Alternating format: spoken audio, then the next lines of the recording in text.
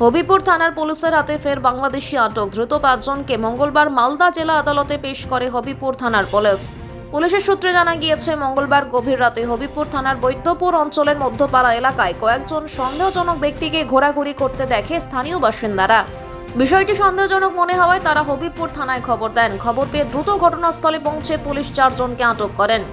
অন্যদিকে সোমবার আগ্রা হরিশ্চন্দ্রপুর এলাকার 88 নম্বর ব্যাটালিয়ন বিএসএফ এর হাতে আরও একজন বাংলাদেশি ব্যক্তি আটক হয়। পরবর্তীতে বিএসএফ ওই ব্যক্তিকে হবিপুর থানার পুলিশের হাতে তুলে দেয়। এই নিয়ে মোট 5 জনকে আটক করা হয়। পুলিশের সূত্রে জানা গিয়েছে, ধৃতদের নাম ভীম রায়, রতন রায়, শিপন রায়, দুর্জয় মণ্ডল এবং মোহাম্মদ আজহার আলী।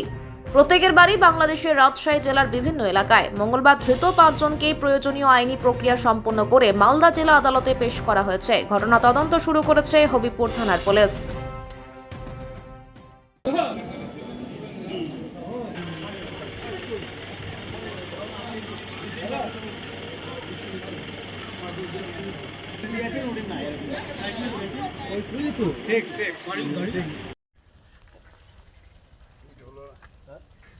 আরে আমরা যেটা বলছিলাম সেটা তো হলোই না।